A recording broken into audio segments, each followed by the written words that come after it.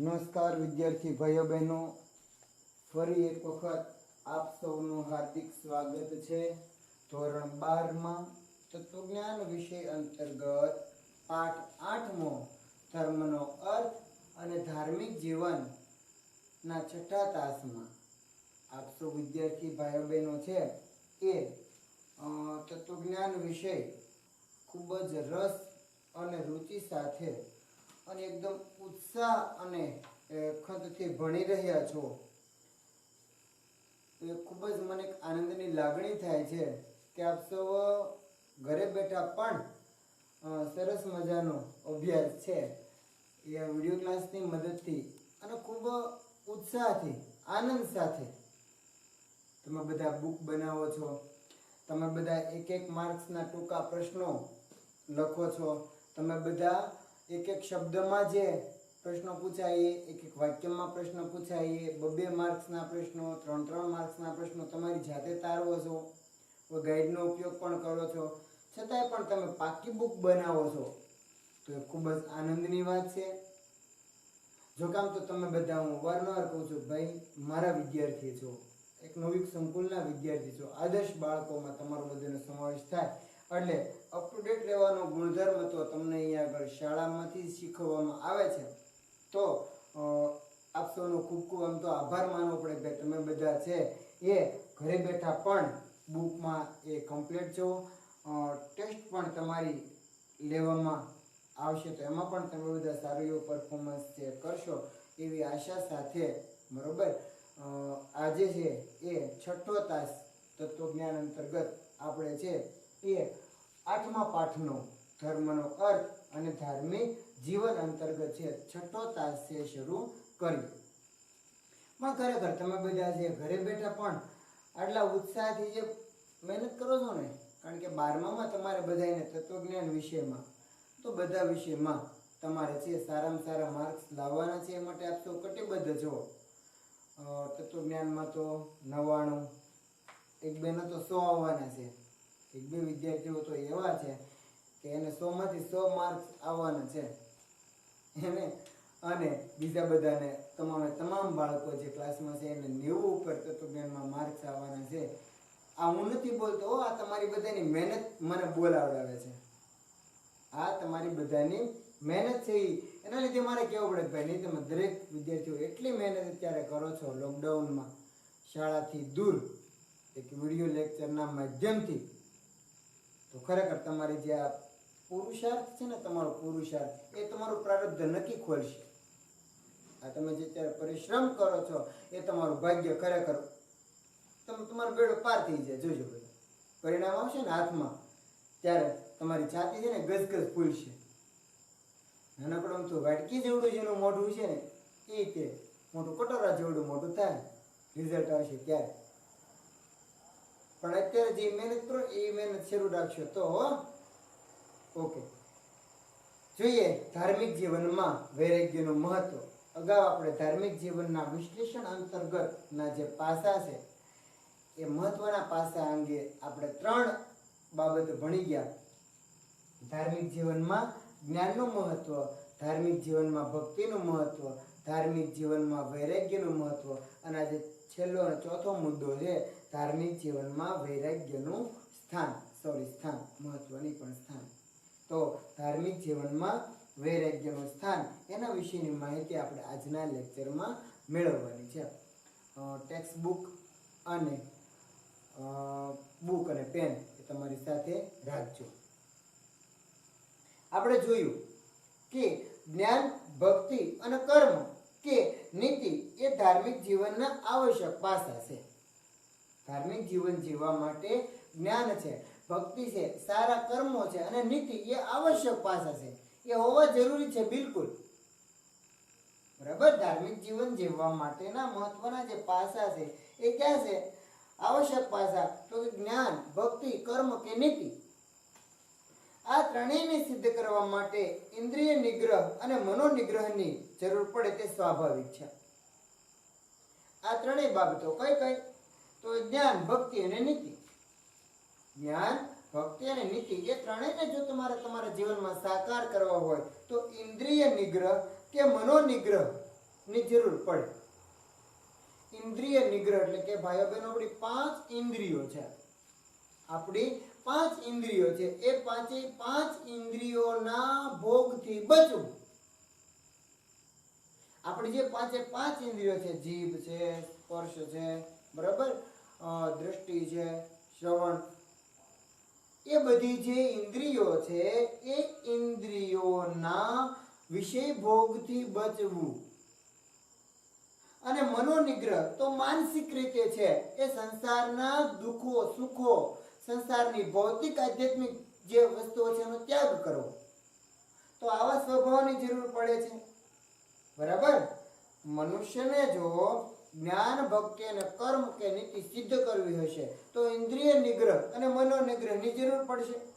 શ્રીમદ ભગવદ્ ગીતા અનુસાર આ જાતનો નિગ્રહ વૈરાગ્યથી શક્ય બને છે. જો આવો સ્વભાવ તમારે વિકસાવવો, ઇન્દ્રિય નિગ્રહ અને મનોનિગ્રહ, તો શ્રીમદ ભગવદ્ ગીતામાં લખેલું છે કે આવી રીતનો જે નિગ્રહ છે ને એ માત્ર ને માત્ર વૈરાગ્યથી શક્ય બને છે. વૈરાગ્ય શબ્દ મારા મત અનુસાર તમને સમજાવું છું. વૈરાગ્ય એટલે કે ભાઈઓ બહેનો, સંસારની અંદર જે કાંઈ પણ સુખ છે, સુખ મેળવવા જેવી બાબતો છે, સંસારની અંદર જે કાંઈ દુઃખ મળે એવી બાબતો છે, સંસારની જે સામાજિક પરંપરાઓ છે, જે તહેવારો છે, જે રૂઢિઓ છે, સંસારિક જીવનથી દૂર આ બધી બાબતોનો ત્યાગ કરી અને જીવન જીવવું એટલે વૈરાગ્ય જીવન. વૈરાગ્ય જીવન એટલે એવું નથી કે ભાઈ ઊંચા ડુંગરા પર કે જુનાગઢના ડુંગરા પર બેસી જવું, એવું નથી. કે ગામથી દૂર આશ્રમ બાંધીને બેસી જવું એને વૈરાગ્ય જીવન એવું ન કહેવાય. વ્યક્તિ પોતાના ઘરે રહીને પણ વૈરાગ્ય જીવન જીવી શકે. પણ વૈરાગ્ય જીવન એટલે કે એની અંદર એ વ્યક્તિની અંદર છે વિવેક, સાદાઈ, પ્રામાણિકતા, નમ્રતા, કોઈ પણ પ્રકારના સંસારના સુખ દુઃખોનો ત્યાગ કરી અને આ બધા ગુણો જ્યારે વિકસાવે ત્યારે એ વ્યક્તિ વૈરાગ્યમાં માને છે અથવા એ વ્યક્તિ વૈરાગ્યશીલ છે એવું કહેવાય. તો શ્રીમદ ભગવદ્ ગીતામાં લખેલું છે કે ભાઈ આવું જો જીવન જીવવું હોય તમારે ઇન્દ્રિય નિગ્રહ અને મનોનિગ્રહ, તો એ જીવન છે એ વૈરાગ્યથી છે શક્ય બને છે. આ પ્રકારનો માનવીય નિગ્રહ છે એ વૈરાગ્ય જીવનથી શક્ય બને છે. સાધકે વિષય ભોગનો ત્યાગ કરવો જ પડે છે, કારણ કે ત્યાગ ત્યાં જ ટકે, ત્યાગ ન ટકે વૈરાગ્ય વિના. જ્યાં વૈરાગ્ય હોય ત્યાં જ ત્યાગ ટકે છે.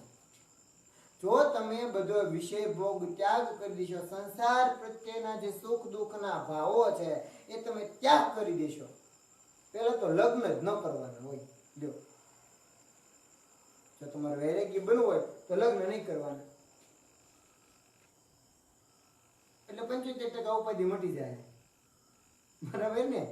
તો જો તમે વૈરાગ્ય જીવન, તો એના માટે છે તમારે સંસારનો ત્યાગ કરવો જોઈશે. સંસારના જે સુખ દુઃખો છે જેની અંદરથી આપણને એક ભોગ વિલાસ સાધન સંપૂર્ણ યુક્ત જે જીવન જીવીએ છીએ એનો ત્યાગ કરવો પડશે, કારણ કે ત્યાગ વગર વૈરાગ્ય ટકે નહીં.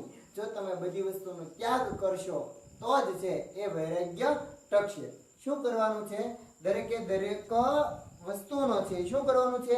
ત્યાગ કરી દેવાનો છે. શ્રીમદ ભગવદ્ ગીતામાં લખ્યું છે ને કે ભાઈ આવો સ્વભાવ વિકસાવવા માટે થઈ. કેવો સ્વભાવ?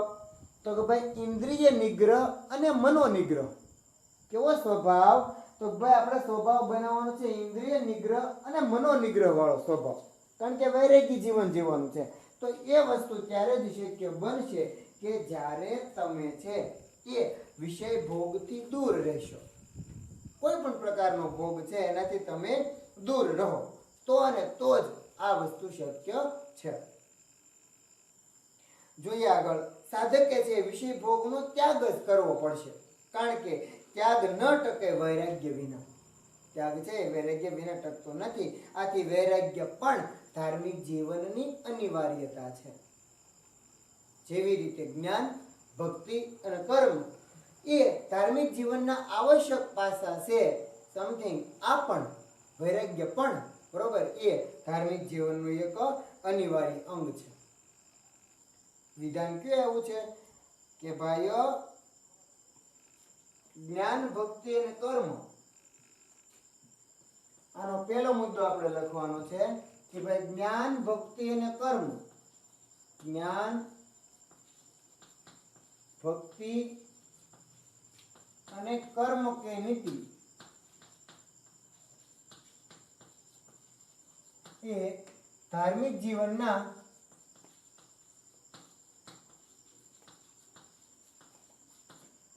આવશ્યક પાસા છે.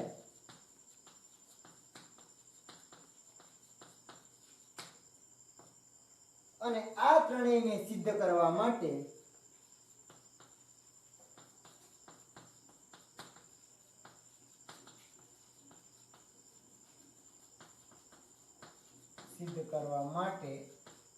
વૈરાગ્ય જરૂરી છે. ટૂંકો લખો છું, વૈરાગ્ય જરૂરી છે. બરાબર. આ ત્રણેયને જો સિદ્ધ કરવા હોય, જ્ઞાન, ભક્તિ અને કર્મ અથવા નીતિને જો સિદ્ધ કરવા હોય તો વૈરાગ્ય જરૂરી છે. કારણ કે વૈરાગ્ય પણ એક ધાર્મિક જીવનની અનિવાર્યતા છે. પછીનો વિધાન આ પણ યાદ રાખવાનું છે કે ભાઈ ત્યાગ ન ટકે વૈરાગ્ય વિના. તો આ માટે સાધકે છે વિષય ભોગનો ત્યાગ કરવો પડશે. સાધકે વિષય ભોગનો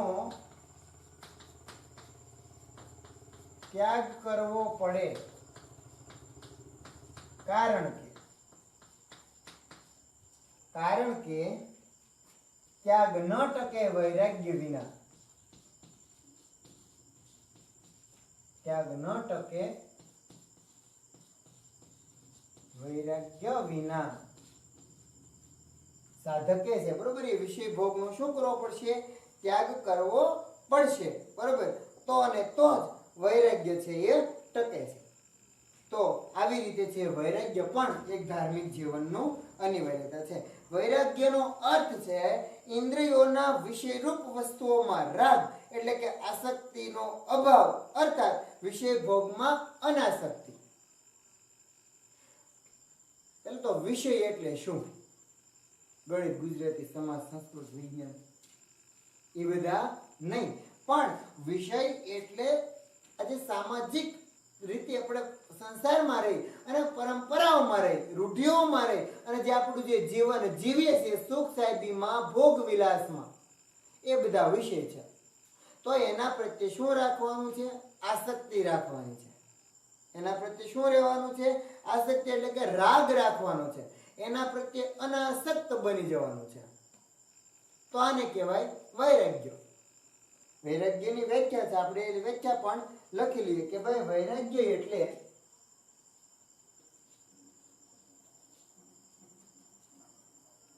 વૈરાગ્યનો અર્થ છે, વૈરાગ્યનો અર્થ છે ઇન્દ્રિયોના વિષયરૂપ વસ્તુઓમાં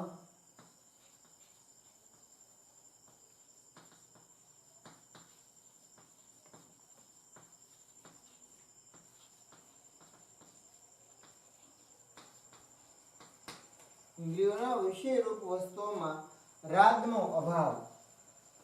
રાગ અર્થાત આસક્તિ નો અભાવ. આસક્તિનો અભાવ અર્થાત વિષય ભોગ પ્રત્યે અનાસક્તિ. અર્થાત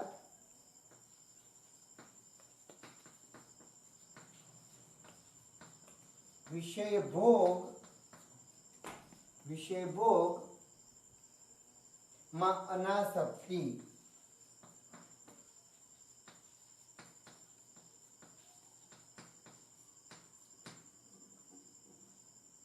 વૈરાગ્યનો અર્થ શું થાય? વૈરાગ્યનો અર્થ એટલે કે ઇન્દ્રિયોના વિષયરૂપ વસ્તુઓમાં રાગ એટલે કે આસક્તિનો અભાવ, અર્થાત વિષય ભોગમાં અનાસક્તિ. સમજાય છે? આની વ્યાખ્યા યાદ રાખવી પડશે તમારે. વૈરાગ્યનો અર્થ શું? તો કે ઇન્દ્રિયોના વિષયરૂપ વસ્તુઓમાં રાગ નો અભાવ એટલે કે વિષય ભોગમાં અનાસક્તિ. તો આને કહેવામાં આવે છે વૈરાગ્ય. હવે આપણે સમજીએ. નીચે જો લખ્યું છે ધાર્મિક જીવનમાં જે વૈરાગ્યની આવશ્યકતા છે તે વૈરાગ્ય જગતના દુઃખોના કંટાળામાંથી કે બિન જવાબદારીમાંથી જન્મેલો નથી, પણ જીવ જગત અને પરમાત્માના સ્વરૂપના સાચા જ્ઞાનમાંથી જન્મેલો હોય છે. એક એવો વૈરાગ્ય કે જગતના દુઃખોમાંથી કંટાળી જાય ને મુક્તિ મેળવી લેવી એ વૈરાગ્ય નથી.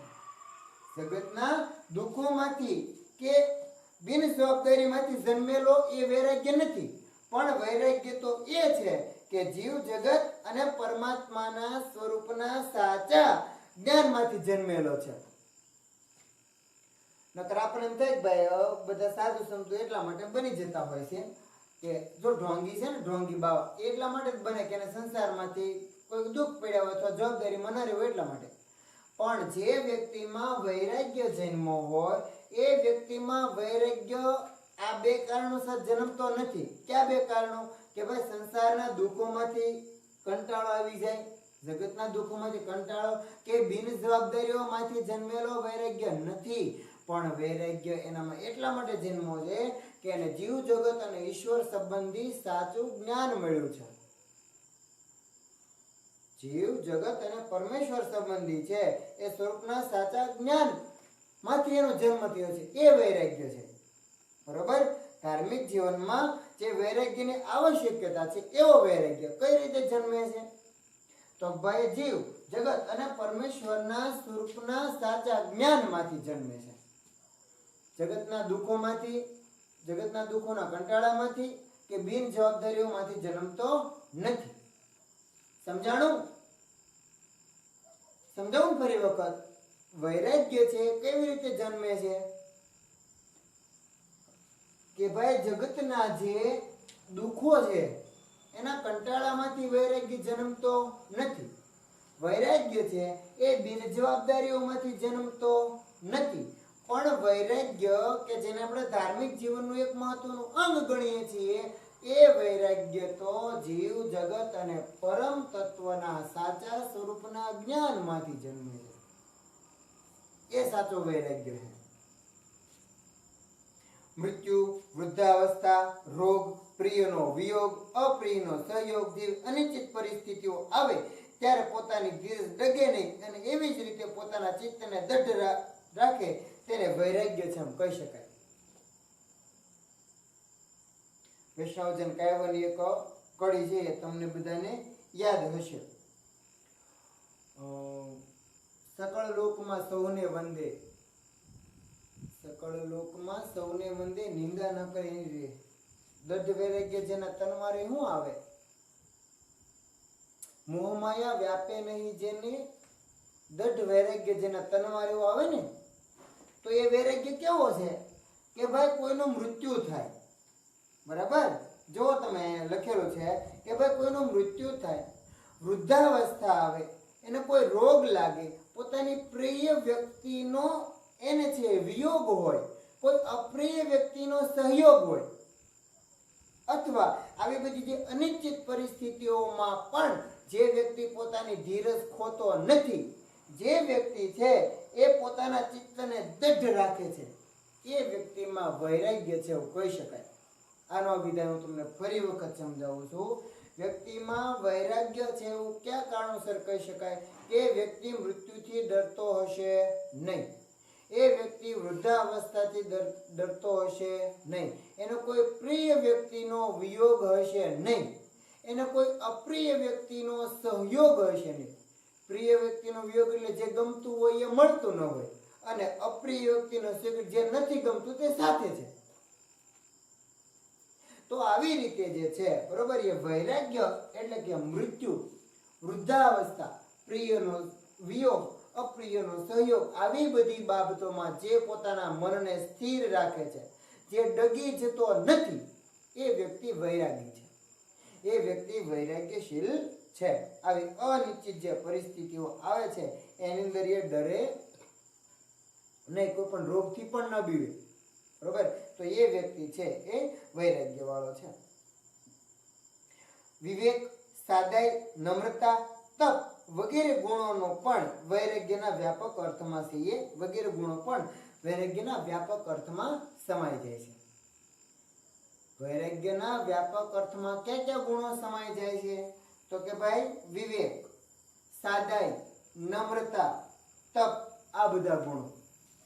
વિવેક એટલે કે વાણી વર્તનમાં વિવેક, સાદું જીવન ઉચ્ચ વિચાર, તો એવું સાદું જીવન એટલે કે સાદાઈ, નમ્રતા, બરાબર.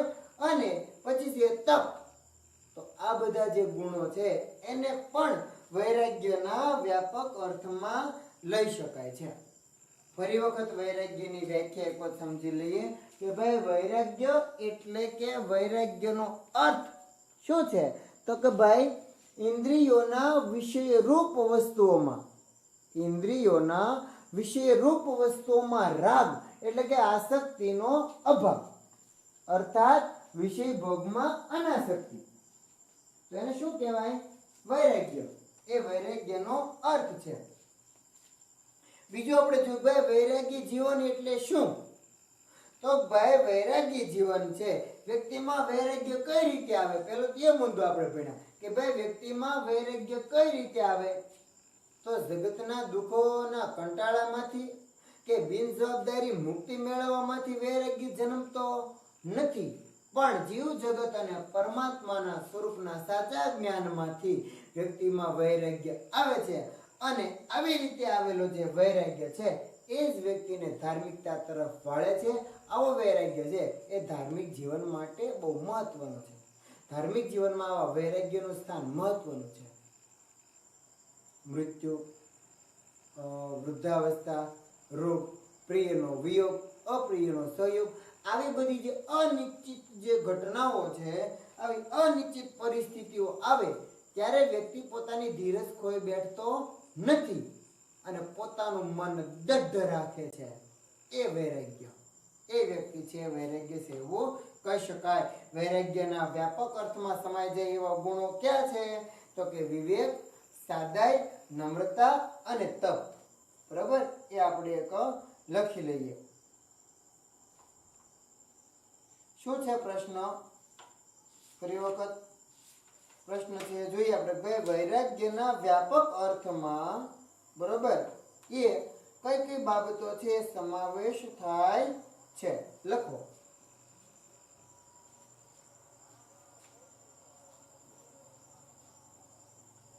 વૈરાગ્યના વ્યાપક અર્થમાં કયા ગુણો સમાઈ જાય છે? વૈરાગ્યના વ્યાપક અર્થમાં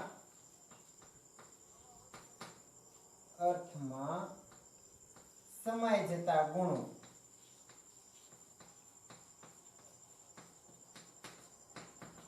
ક્યાં ક્યાં ગુણો સમાઈ જાય છે? બોલો તો ભાઈ વિવેક,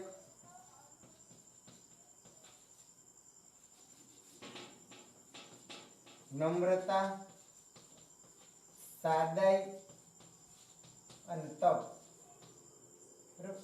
આ જે ગુણો છે બરોબર એ વૈરાગ્યના વ્યાપક અર્થમાં સમાઈ જાય છે. બરોબર, આટલા ગુણો છે વૈરાગ્યના વ્યાપક અર્થમાં સમાઈ જાય છે. વિવેક, નમ્રતા, સાદાઈ અને તપ. નેક્સ્ટ આગળ જોઈએ. આ બધા ગુણો છે ધાર્મિક જીવનમાં અનિવાર્ય છે અને તેથી તો પ્રત્યેક ધર્મમાં વૈરાગ્યને પોષક એવા તપ અને સંયમ પ્રધાન વ્રતોનો મહિમા સ્વીકારવામાં આવ્યો છે. દરેકે દરેક ધર્મમાં ભાઈઓ બહેનો છે એ વૈરાગ્યનો વિકાસ થાય, વૈરાગ્યશીલ માણસ બને એ માટે એવા નિયમો, એવા તપ અને સંયમ પ્રધાન વ્રતો છે એનો મહિમા સ્વીકારવામાં આવ્યો છે. આમ ધાર્મિક વ્યક્તિના જીવનમાં જ્ઞાન, ભક્તિ, સદાચાર અને વૈરાગ્ય એ ચાર અંગો પૂર્ણ રીતે વિકસેલા હોવા જોઈએ. એક પણ અંગ છે બરોબર, ભક્તિ છે, જ્ઞાન છે, સદાચાર એટલે કે વૈરાગ્ય છે, નીતિ છે, આ એક પણ ગુણ વ્યક્તિના જીવનમાં વિકસેલો નહીં હોય તો એ વ્યક્તિ ધાર્મિક જીવન જીવે એમ કહી શકાય નહીં. જ્યારે ચાર ગુણ જ્ઞાન, ભક્તિ, નીતિ અને વૈરાગ્ય, આ ચાર ગુણો છે એ વ્યક્તિના જીવનમાં પૂર્ણ રીતે વિકસેલા હોવા જરૂરી છે. જગતના મહાન ધર્મો અને ધર્માત્માઓના જીવન તરફ દ્રષ્ટિ કરતા આપણને આ સત્યની પ્રતીતિ થાય છે. અગાઉ જે કાંઈ પણ પરમાત્મા થઈ ગયા છે, અગાઉ જે કોઈ પણ દેવી દેવતા થઈ ગયા છે, બધાના જીવનમાં ઝાંખી કરો ને તો ભાઈઓ બહેનો આપણને ખ્યાલ આવે કે એનામાં અત્યારે 4 ગુણો પૂર્ણ રીતે વિકસિત થયેલા હતા: જ્ઞાન, ભક્તિ, નીતિ અને વૈરાગ્ય. ભક્ત કવિ નરસિંહ મહેતાએ વૈષ્ણવજન ભજનમાં ગણાવેલા વૈષ્ણવ કે ભક્તના લક્ષણોમાં ધર્મના 4 પાસાનો ઉલ્લેખ થયેલો છે. મેં તમને હમણાં અગાઉ કીધું હતું કે ભાઈ વૈષ્ણવજન કયો છે, એની અંદર આ 4 ગુણો, બરાબર, જ્ઞાન, ભક્તિ, નીતિ અને વૈરાગ્ય, 4 ગુણો છે એ બહુ પૂર્ણ રીતે એમાં અથવા ભક્તના લક્ષણો એમાં દર્શાવેલા છે. આદર્શ ભક્ત કોને કહી શકાય, બરાબર, અથવા ભગવાનનો માણસ કોને કહી શકાય, એવા તમામ ગુણો છે એ વૈષ્ણવજન કાવ્યમાં લખેલા છે. તો એ તો યાદ જ છે ને બધાને કે ભાઈ વૈષ્ણવજન કોણે લખેલું છે, અથવા નરસિંહ મહેતાએ કયું પદ લખ્યું? તો વૈષ્ણવજન. ધાર્મિક જીવનના આ 4 અંગો એકબીજાની અપેક્ષા અને તેમાંના કોઈ પણ એક અંગની પણ ન્યૂનતા ધાર્મિક જીવનને અપૂર્ણ બનાવે છે. એકબીજાને પૂરક એવા 4 ગુણો, 4 અંગો. જો આ પૈકી એક પણ ગુણ ન હોય, જ્ઞાન, ભક્તિ, નીતિ, વૈરાગ્ય, આ પૈકીનું એક પણ ગુણ વ્યક્તિમાં ન હોય તો એ વ્યક્તિ ધાર્મિક જીવન યોગ્ય રીતે જીવતો નથી એમ તમે કહી શકો. ધાર્મિક જીવનના વિશ્લેષણ અંતર્ગતના આમ તો પહેલા તો 3 પાસા, વ્યક્તિત્વના 3 પાસા આપણે જોઈતા ને કે ભાઈ વિચારો, લાગણી ને કર્મ. વિચારો, લાગણી અને કર્મ એને ધ્યાને લઈ અને 4 મહત્વના જે ગુણો છે, ધાર્મિક જીવનના 4 મહત્વના જે અંગો છે, જ્ઞાન, ભક્તિ, કર્મ એટલે કે નીતિ અને વૈરાગ્ય, આ દરેકે દરેક ગુણ છે એનામાં સંપૂર્ણપણે હોવા જરૂરી છે. 4 મુદ્દાની ચર્ચા છે એ આપણે અલગ અલગ આમ તો 4 લેક્ચરમાં જે ચર્ચા કરી છે, તો અત્રે 6થા લેક્ચરને આપણે છે એ વિરામ આપીએ. હવે છે એ લગભગ 2 લેક્ચરમાં, બરોબર, એ પાઠ આપણે અહીંયા આગળ પૂર્ણ છે. હવે પછીના 2 લેક્ચર લેશું એટલે પાઠ આપણો પૂર્ણ થઈ જશે. તો આજે 4 નું બરોબર ધાર્મિક જીવનના વિશ્લેષણ અંતર્ગતમાં આ 4 બાબતો, બરાબર, પૂર્ણ ધાર્મિક જીવનના જે મહત્વના પાસા છે આપણે જે જોયા, જ્ઞાન, ભક્તિ, નીતિ અને વૈરાગ્ય, તો એ ખાસ તમારે યાદ રાખવાના રહેશે. 6થા લેક્ચરને અહીં આગળ આપણે વિરામ આપીએ. 7મા લેક્ચરમાં મળીએ ત્યારે આગળ છે ધાર્મિક જીવનમાં જે કાંઈ પણ મહત્વનું સ્થાન છે એ બાબતની ચર્ચા કરીશું. તો મળીએ હવે નેક્સ્ટ લેક્ચરમાં.